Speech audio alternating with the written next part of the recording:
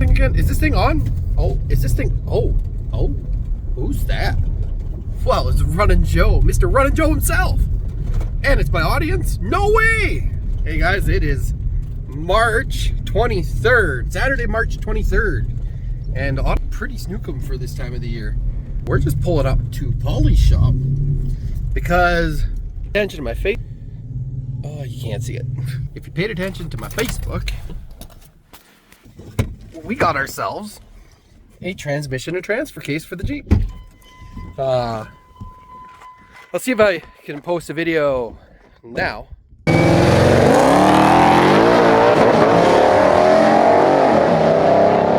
When we did that, the Jeep just never acted the same. So Mr. Aaron with the twin turbo Jeep that I'm hoping to go racing with this year a little bit went with a 95 swap. So for a pretty good deal, he traded some cash for that. Well, that transfer case has an extra clutch pack in it. It has been rebuilt by Acceleration Auto, who tuned the Jeep. And the transmission has been fully rebuilt with some billet goodies. So we're just pulling into the shop. I'm gonna grab Paul's gift. I bought Paul a birthday gift when I was down in Texas. His birthday was at the start of March. So why not give it at the end of March? So a face you guys haven't seen in a bit. Happy belated birthday, sir. Ooh. Hell yeah, buddy. What is that? Is that a state stamp? Yes, sir. Of course you haven't. Holy shit. Yeah, buddy. So, don't know. Getting merch from 1320 is extremely expensive in Canada. So I treat my friends. I say, oh yeah, and there's the Jeep. That's awesome. Thank you very much. So I'm gonna kind of sit. We'll talk game plan with Paul, and then we'll be doing some work. No, it is no. We will have to climb up to get it into neutral, but it won't help anyway because we can't roll the fucking Jeep. We could roll the Jeep back and forward a bit, I guess. We're just draining the fluid. The fluid looks really good. Paul was concerned about, but it is very normal in these AMSOIL fluid to be a little stinky. X pipe off. We're gonna leave the back half hanging. Actually really happy still with these Borla. It sounds phenomenal, but the power I'm making could start to get the rattle. At some point, Paul will probably be sending me some video because I am working nights right now. For those that don't know, you don't have to pull the fitting all the way out. You just let it drain. Draining the fluid so that way it's not as heavy because there is probably 9 quarts of fluid in the transmission. Hi, big update. Drive shafts out, your exhaust out, front drive shafts totally disconnected there. We gotta get this mount out, so we gotta lower the Jeep. Once we lower the Jeep, we'll be able to get all of the other little connectors off because I gotta get this bracket out to disconnect the trans line, pull the front drive shaft completely, and then start undoing all of the trans to motor bolts. Really good shape for only a couple hours in. All right, it's a couple days later. We're in the red rum. Head to the shop and go get the real Red Rocket Miata, or at least try to. I think it's gonna be dead, so we're gonna probably put a charger on it. It's gonna make no chronological sense. The truck, or the Jeep, is almost ready to pull, but me being on nights right now, I run out of energy pretty quick. So we did make some pretty good progress. Got about an hour of work at most before the trans is out. I'd skip steps because night shift brain, but backed up, got things ready to go. Just got to unbolt the torque converter, undo it from the engine, and slide it out. So anyways, I'm gonna head to the shop and let's go look at how dusty this thing is. Just hold on. So I know why I felt like it was down on power. It wasn't down on, but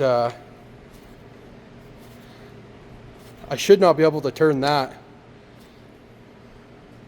without this rotating.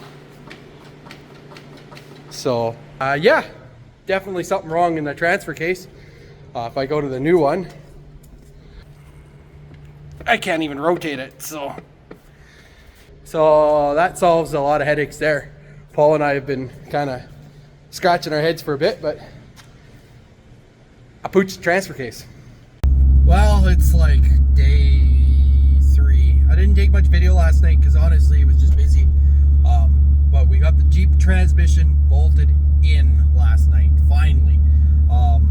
some struggle bus on getting onto the dowels. The new PPF pan that came with this transmission.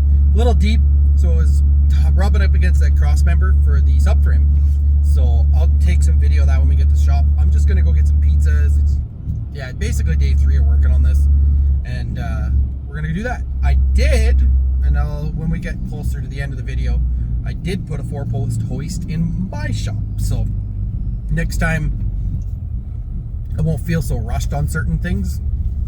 Using somebody else's hoist is a bit of a pain in the ass.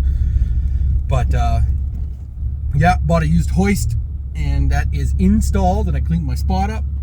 So hopefully I feel like using my spot more. Oil changes, nut and bolt checks, little things like that. And then on top of that, parking 2 vehicles in one spot is huge. Well, I didn't take much video between the removal and reinstallation. We already did start it. It is loud. Paul's up top. He's got a step ladder to get up into it. A little bit of a procedure to fill the transmission. No weird check engine lights. The only false start we had was me not hooking the trigger wire up to the starter. Paul was thinking maybe it's because I shorted the starter out to the system that caused some issues, but we're just kind of, hopefully we're gonna get another start here for you guys, and then I'm gonna do one last fluid check on it with it running, get a little more fluid in it, and then last nut and bolt check, and then everything else is kind of gonna get bolted on that I can to drive it out of here and take it to my shop so we can continue the rest of what I need to do on my hoist.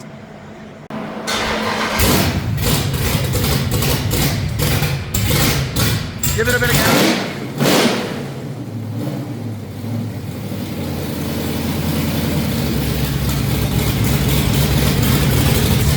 Open header. Hey Paul, what you doing up there? Trying not to die. Hey, you can't park there. I don't blame Paul. Honestly, it's still on ethanol, so he decided to go into the Jeep with the step ladder. I exposed myself to very loud noises, very, very fuming. My eyes are red.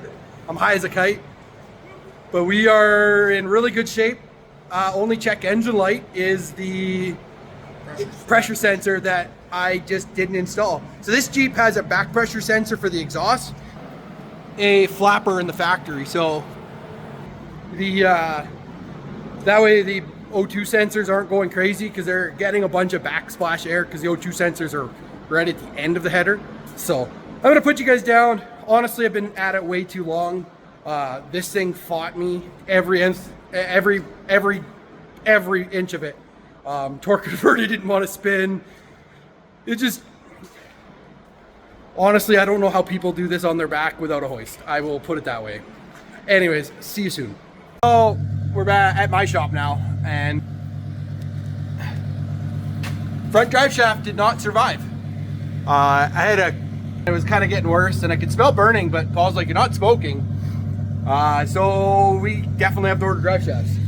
Everything else looks really good. I don't have any leaks as far as I can tell.